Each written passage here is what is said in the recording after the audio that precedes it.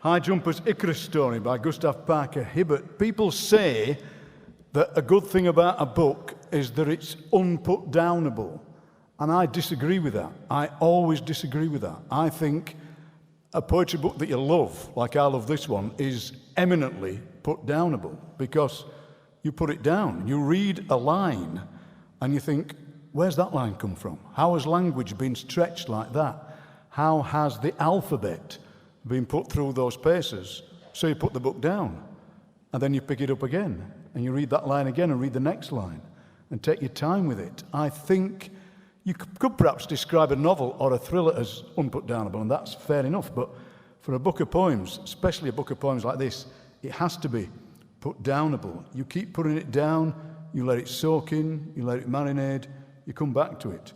And I would recommend that anybody and everybody did that. Just read this book, but keep putting it down. Just keep putting it down. Gustav.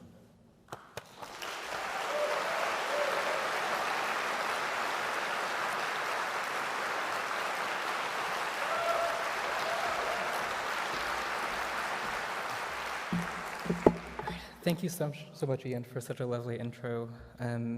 Thank you as well to Banshee Press. Thank you to the judges as well. It's truly the honor of a lifetime to be here reading. I'm going to share 3 poems with you today.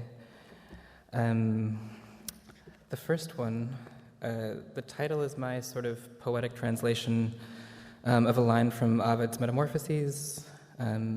So that's the epigraph for the poem, but the title is, "Those who are able to graze the sky, he believes, must be gods." And the Latin is, "Quique etra carpere possunt credidit esse deos." And that's from Book 8 of Ovid's Metamorphoses, the Icarus Daedalus section. Right. I've always wanted to build a house of cards, but I don't have the steady hands for it. The way a man on tightrope swallows all the open space between 2 cliffs, this sense of turning self to spectacle on one's own terms. I came close to this a couple times, at the end of high jump competitions when I found myself the only one left standing. My name came bubbling through the stadium speakers, and for a moment all the track meet goers' eyes converged on me. Alone, already having won, I could ask the judge to set the bar wherever, and I got a final 3 attempts. The tradition was to go for greatness at a height I'd never cleared, enlist the whole track in a brush with godliness. I don't think I ever cleared a height this way, with the echo of accelerating claps marking each step, the quiet that bloomed to fill the stadium in the moment after I took off. But I remember always feeling triumphant, precious, as my contorted body fell back down, having reached for sunlight, even if I failed to hold it. The next poem is called Personal Mythology. Personal Mythology. In our rented Nissan Maxima, we are slowly headed east, though I'm not sure yet if that means back or forwards. I am showing you the soul of me, or we are searching for it in the storms and desert highways of New Mexico. I can't remember a time I didn't want to leave, and yet somehow I'm back. I knew the pledge both in English and Spanish, used to recite it over the intercom in elementary school, and yet neither para todos nor for all seemed meant for me. So I dreamed one day I'd slip beneath the water of another country's population. Assimilation as surrender, as peace. And yet somehow I'm back, unsatisfied, born again American, this time on my terms. As we drive through winds, through dust storms, I point out my own holy places. I used to bike alongside that arroyo, supercharged with speed from the hill that fed into it, holding on for dear life, though I never fell. Or I practiced soccer here, before they paved it over, once jumped so high for a chest trap that my feet cleared my teammate's head. The summer my brother and I became explorers on our longboards, coursed through West Side neighborhoods like lightning.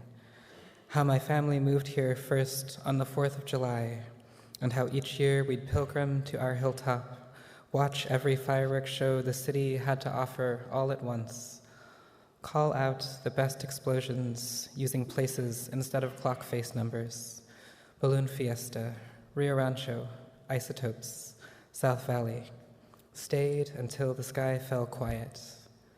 All the things I never thought I would remember, eager as I was to flush out, rinse, refill my history. Wise men still seek him, a roadside church marquee tells us. And though them feels much more accurate to me these days, I've learned lately that if paradigms don't fit, it's okay to customize them. And then the last poem, I think, is the poem in the book that summarizes the most how I felt about high jump. It's dedicated to a friend of mine from secondary school, a fellow high jumper, and it's about high jump and what it was to us, what it means to me. It's called After Practice, A Black Boy Goes Supernova, and it's for my friend Noah. The epigraph is from Sadia Hartman's Wayward Lies, Beautiful Experiments, and it's beauty is not a luxury, rather it is a way of creating possibility. It's evening, and the grass is gathering cold. We are the last two on the track, silhouetted underneath the football field uprights, not ready for the heat to leave us. The high jump mat is webbed in shadows, growing deeper every moment. Soon the light will be too thin for trying.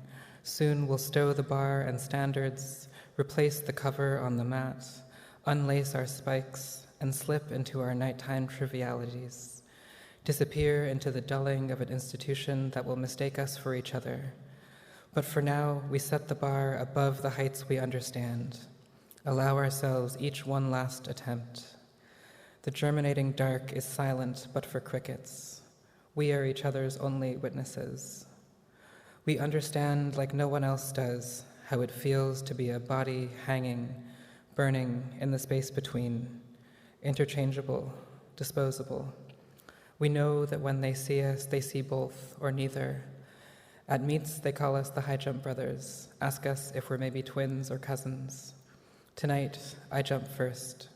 A few false starts, and then I'm off, elastic smooth, determined, wondering what it'd be like to clear this height with no one here to know but us, to claim it. Yes, I've cleared 6'8", but I miss, unmoor it with my shoulder. Though as we set it up again, Noah assures me I was over it. Just a matter of alignment, of fine-tuning. Now he takes his mark, pauses for a moment, then starts bounding, slowly curving, making tighter, smaller steps, keeping something headlong, something starter pistol in his stride, then up.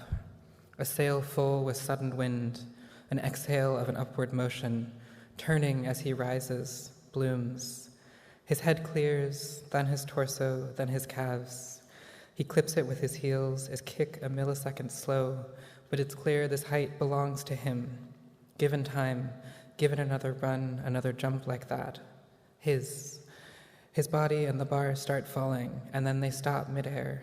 Something in the fabric of the evening splits open.